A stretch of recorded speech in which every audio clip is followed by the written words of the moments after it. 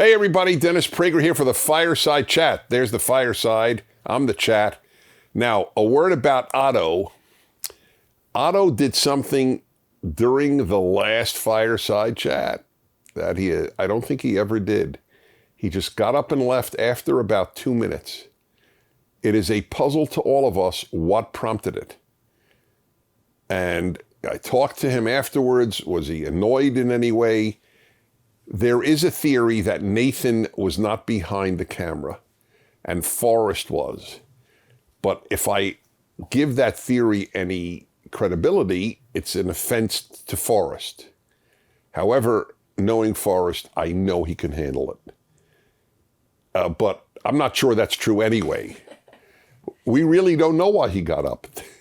But here he is. You're the man. You know, people miss you. Seriously, if I talk and that bed is empty, it's a glaring emptiness. Mm-hmm. So I will say this, though, about the last Fireside Chat. It was a really important one.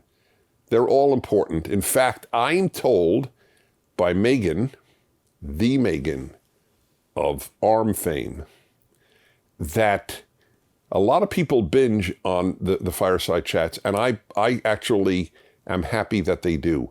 There is no reason, this is number 198, but there is no reason for you not to look at number 37, 88, and so on. And they're all meant to be life-changing in a deep sense. Otherwise, I wouldn't do this. So it's just a thought. They're not dated. That's my point.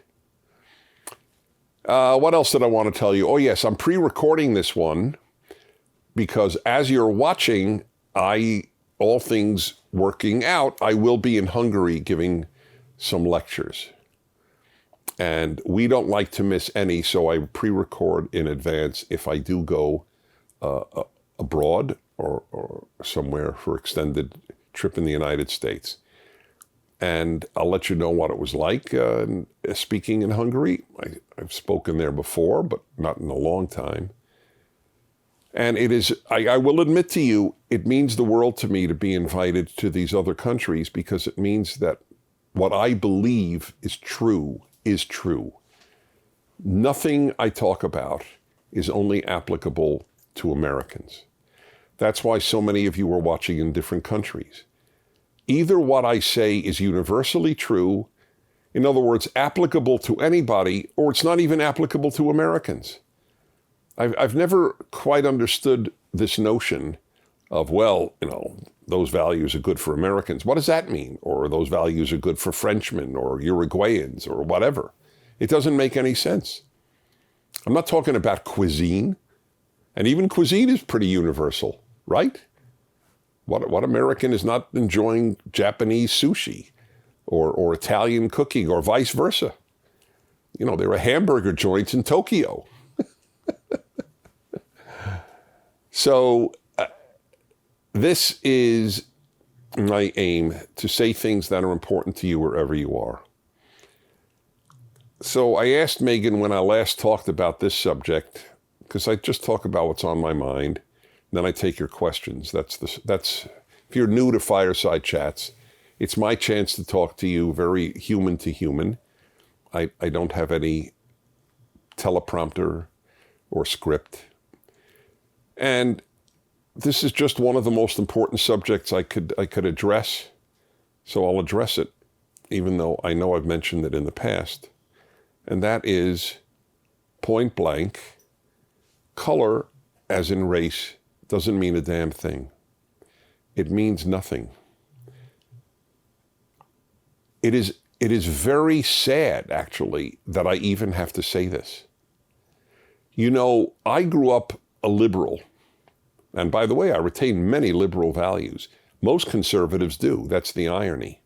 Conservatives are the protectors of liberalism today. The left is the enemy of liberalism. I wish liberals understood that. But when I grew up, the notion that the ideal is it is only a person's character that matters, personality, character, whatever, not their color, that was the ideal. That was the famous Martin Luther King speech, which you note is no longer quoted. Martin Luther King was a liberal, not a leftist. He would be repulsed by things that are being said today.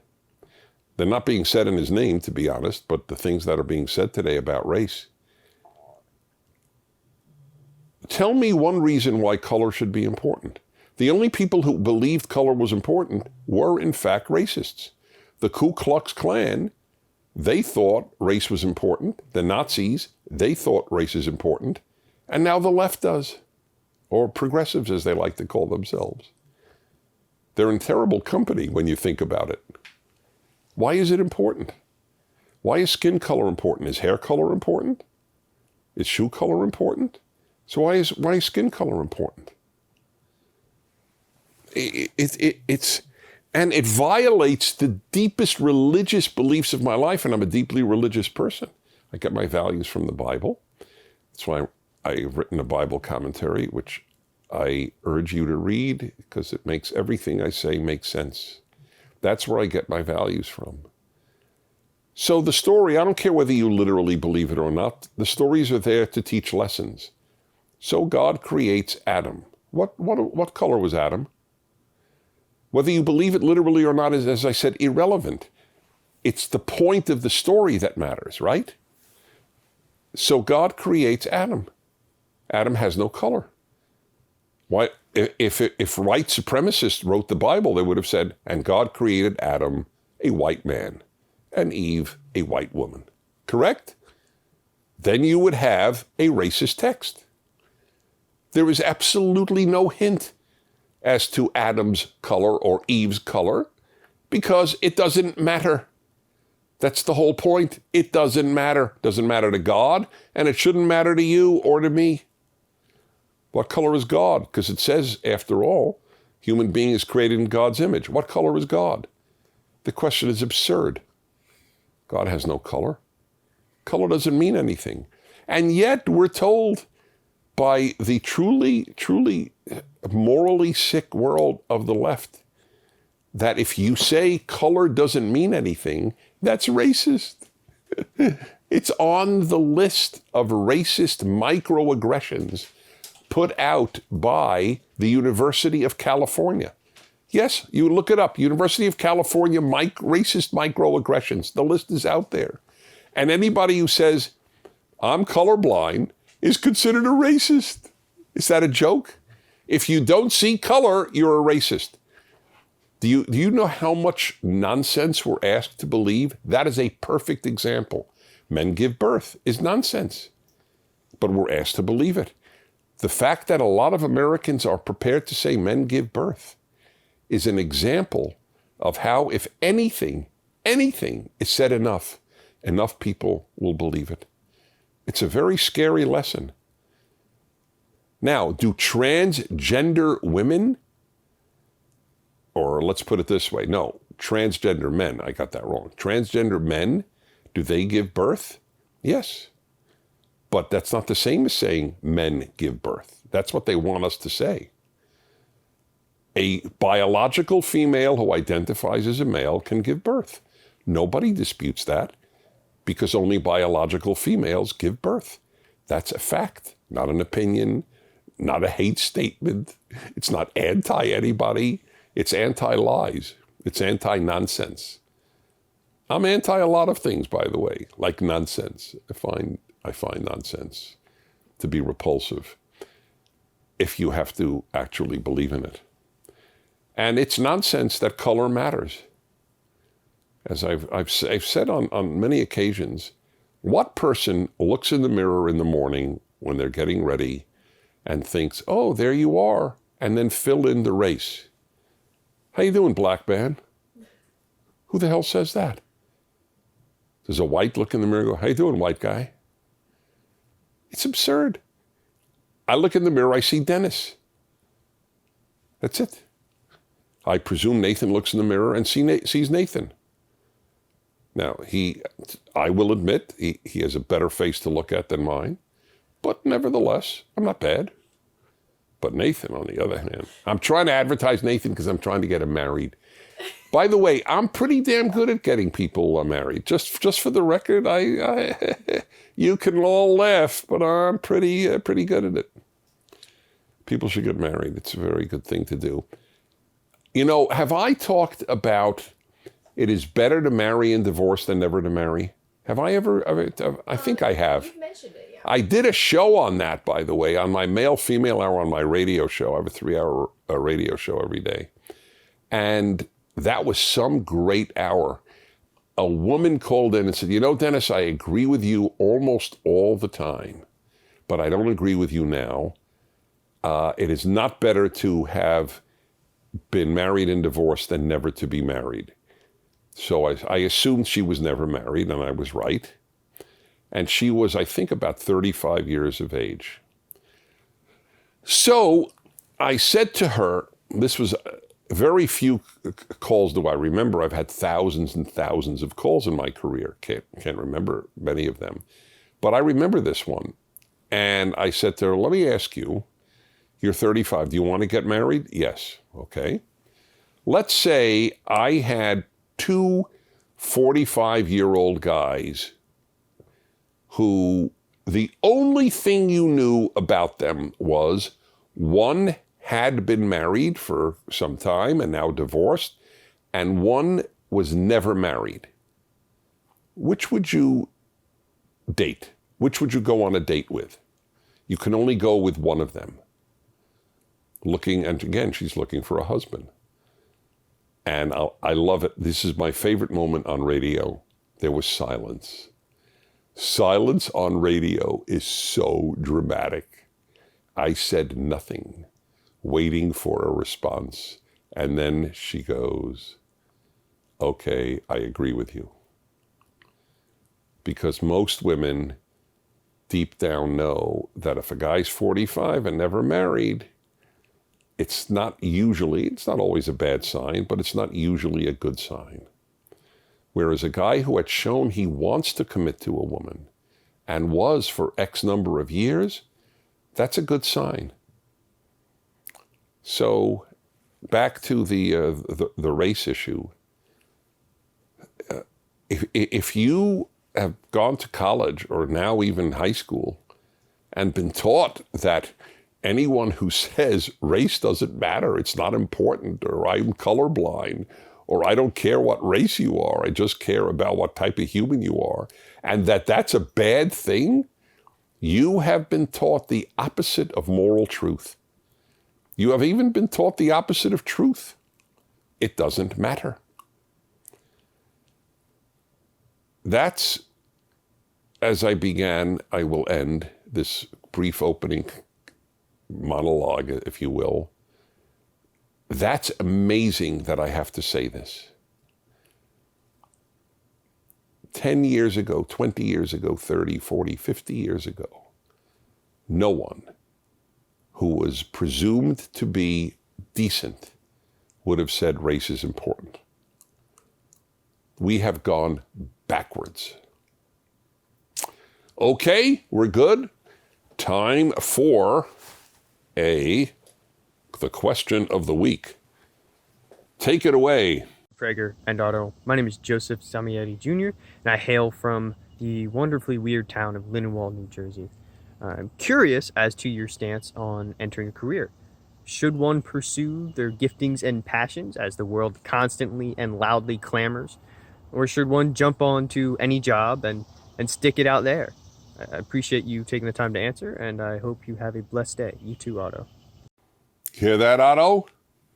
Why did he think his town is weird? Do people in New Jersey have a sort of inferiority complex? Because there were so many New Jersey jokes? No, I'm so curious.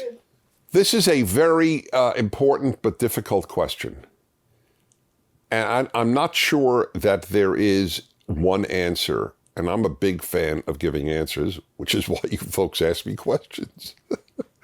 That makes sense. I have a lot of answers. I don't have all answers, obviously, but that's an interesting one. There are so many arguments, and there's more information one needs. So my first reaction is always when that question arises, what's your passion? So if your passion is astronaut, there are very few people who get to be astronauts. Should you follow your passion? Well, if you are gifted in engineering or whatever is involved in study to be an astronaut, you have the physical stamina to do so, and you want to give it a try, and you make headway in that career, then I would imagine go for it. But there are many arguments in the other direction as well. For example, I think the really terrific example is my stepson, Reed.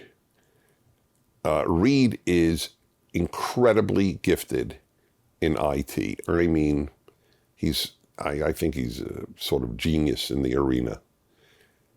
He has an instinct on how to make things and fix things in the world of computers, in the world of electronics, in the world of woodwork. I mean, it's just a gift. I look at him like I look at a piano virtuoso. He's a virtuoso in what he does. Now, here's the interesting thing. He's been in my life long enough for me to remember when he was in high school, and he had to take, some sort of class that was non-academic, and only one was open, and that was a theater construction, constructing sets for theater at the high school. He was as interested in making theater sets, well, I guess you could say, as I am. All right? Zero interest. He lamented the fact that I don't remember what he wanted, but that was his last choice. So he went into his last choice because he had no other choice. And that opened him up to his ability to make sets and make anything. And now he makes a fine living. He is, everybody who knows him knows. It's sort of a joke that when he lived with us for a while, and when people would come over and an electrician would come over or somebody to work on my audio equipment, they would invariably ask Reed if they want to work for them. Just talking to him, they realized this kid knows what the hell he's talking about. And he did. He ended up working for a number of these people before his current full-time job. Anyway, it was all because he went into something he had no interest in. So if you say your heart's not in it, how the hell do you know? That's why I love when I meet young people who are attending college, which is a risk unto itself for other reasons. And I ask them, what are you majoring in? And they go, I don't know. I love that answer, because then they'll take a lot of courses, and they may find that they have an interest in Spanish that they never realized, or they have an ability in languages. I do have an ability in languages. How did I discover it? Because I studied languages. I didn't know it. I wasn't born thinking, or I wasn't a kid thinking, oh, wow, I have a real facility for language. I learned it later on I think in high school. Yeah, in high school, because I took French, and I already learned Hebrew. And then I took Russian, and I learned to read Arabic, and I'm crazy about languages. But I didn't know that I had an ability. Likewise, my passion is music, but I'm not a gifted pianist, let alone any other instrument. So as it happens, I ended up very fortunately being able to conduct orchestras. My instrument is the orchestra. So I do have some, I'm not some great conductor, but I'm a good conductor, and I have conducted a fair number of times. But I knew I didn't have the ability to play piano like somebody who was great at it, and I knew I wouldn't give the time necessary to becoming truly good at it. I just wasn't prepared to. Others are. So there was a passion. I thought of even majoring in music, but it was my passion, but it wasn't my gift. So there are a whole host of issues: gifts, passions, and how do you know what you'll be passionate about? Let me take my father's story. My father wanted to be a doctor, crazy about medicine. But grew up in the Depression. His family had no money to send him to medical school. It was out of the question. His father was basically an unemployed tailor. How's he going to send his son to medical school? So my father got a job as an accountant. The last thing in his mind he'd ever be, an accountant. Well, I got to tell you, my father spoke about his love of accounting the way people would speak about their love of any passion in their life. He loved being an accountant. He got to love it. He fell in love with it after entering it. So you just don't know. And what did he love about it? Well, I'll tell you he said it so often I have it memorized. Among other things, he loved the challenge of figuring out how to get people to give the government the least money possible legally. It was like every single client was this great puzzle, this great riddle. And needless to say, they loved him for it. And my father was audited and never once had to pay a penny because he was scrupulously honest, but scrupulously on behalf of his client. I'll tell you another reason he loved it that he often mentioned.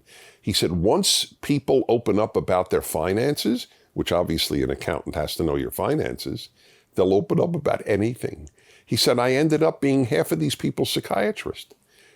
Once I knew how much money they made, they started to tell me about their sex life with their wives, which is, knowing my father, I have no doubt that they did. My father was very open on the subject, as I am, and I got it from him, actually. So there's a great example of a guy who didn't follow his passion, as my stepson and my father are great examples. People thrown into a completely different field and ended up loving it and great at it. So that's why I don't have an answer for you. Or another possibility is you do what you're passionate about while making a living at what you're less passionate about.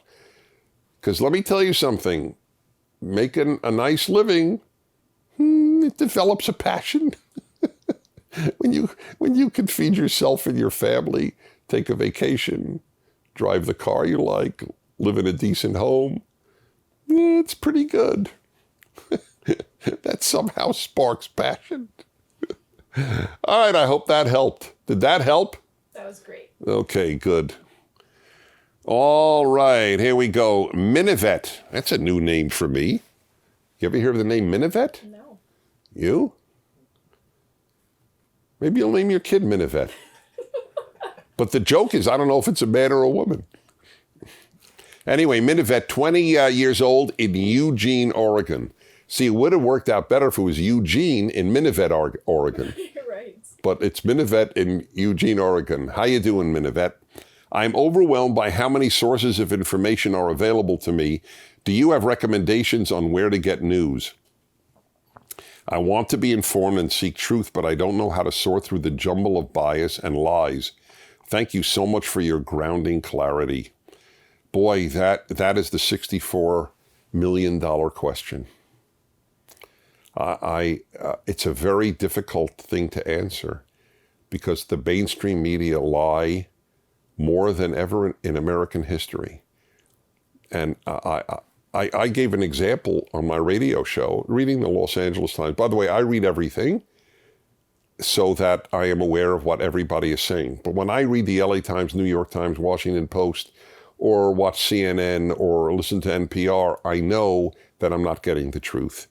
I'm getting the truth on some things. For example, if they report the number of people killed, God forbid, in an earthquake in Peru, I'm sure I'm getting the truth because it has no political agenda in the reporting of the number of deaths in an earthquake. But where there is anything touching the political, the social values, I know I'm not getting the truth. I'll give you an example. So I was reading the LA Times, and this woman writes a piece about Larry Elder. And Larry Elder is a very close friend for many years, very close. and he is running for governor of California in the recall election. So she said that he twists facts about statistics concerning blacks and crime. And Larry happens to be black. And I know Larry never twists facts. Larry is as committed to truth as I am, and that's a big compliment because I'm crazy about truth, wherever it leads. So there was a hyperlink to Twist's facts. So I clicked on it to see who showed that Larry twisted facts. And do you know what you get if you click on it? Larry's statistics that he brought from government sources. So where's the twisting? There is no twisting.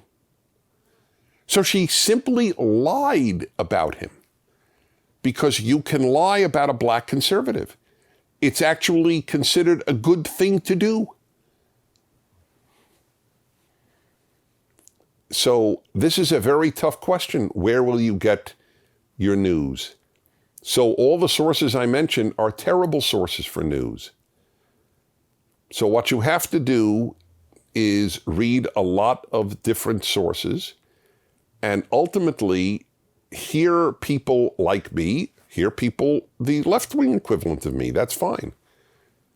And then if you think clearly, I know exactly where you will find that there is more truth told. That's it. Here's another example.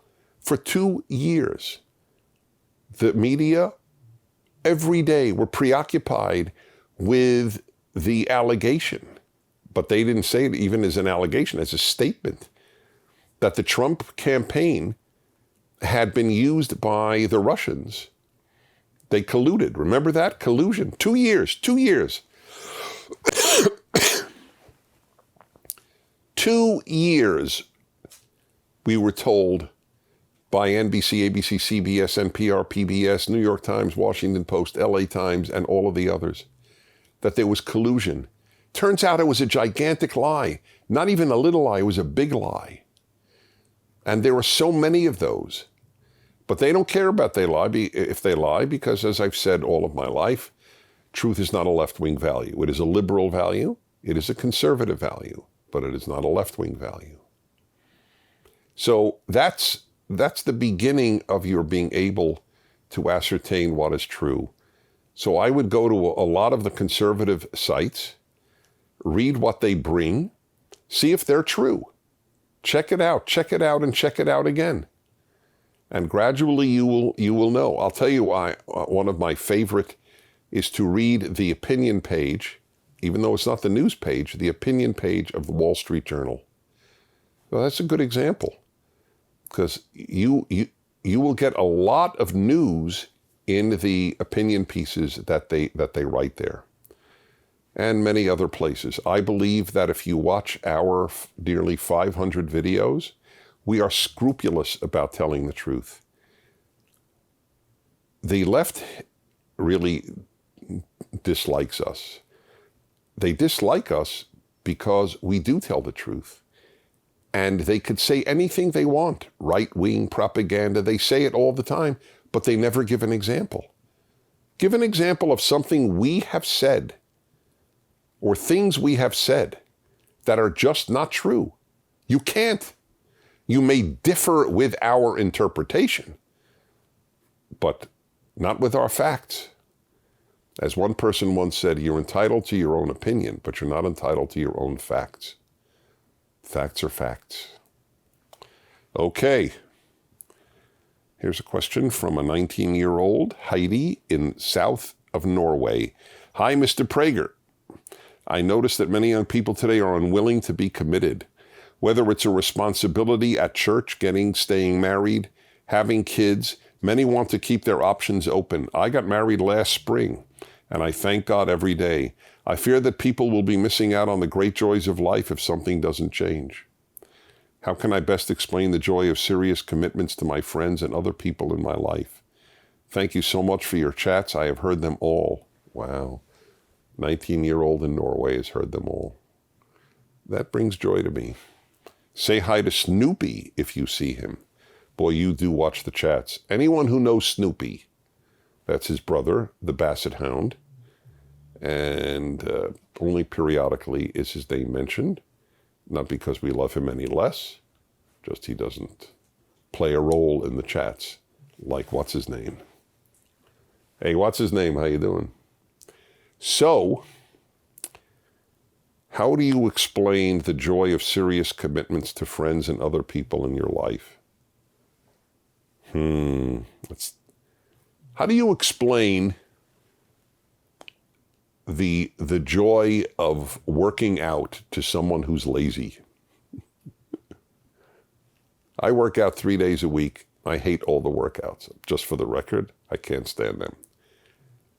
But there is a joy because I really want to be limber to as late an age as possible. And it works. So I work out. How do you explain any commitment? How do you explain the joy of playing a musical instrument to someone who doesn't want to bother? Everything that brings the greatest joys, not the greatest fun. There's a big difference between joy and happiness on the one hand and fun on the other. I have a chapter on that in my book on happiness. For the record, it's called Happiness is a Serious Problem. That's the book. And I know how many lives it's touched, so you might want to consider that one. On your reading list, even if you get a used copy, I don't get any money for it, but I really rather you read a used copy than no copy. I rather you buy a new copy, but I didn't write it to get rich. I wrote it to touch lives. I have a fine income without my book income. Anyway, there is a big difference between fun and happiness. Most things that bring happiness have a lot of non-fun in them. It's fun to eat out, and I'm all for it. I do it all the time. But happiness comes from the tough stuff. From, again, my books. You know how hard it is to write a book? And I've written 10 of them. They're very hard to write. But they're all in print because I worked so hard on them. They don't go out of print. They bring me a great deal of happiness knowing that they're touching people after all these years, and including the new ones. That's hard. It's hard to get married. Not every day in a couple's life is pure joy. That's true. Not every day in a parent's life is pure joy. Children are challenging. The thought that I would have gone through life, however, without marriage and children fills me with sadness. And I could have had a happy life. I mean, I enjoy so much of life beyond family. But that's a big part. I want to lead as rich a life as possible. I don't want to lead a life where I avoided pain. And that's what you're describing with your peers, avoiding commitments. Commitment is painful. No commitment is not painful.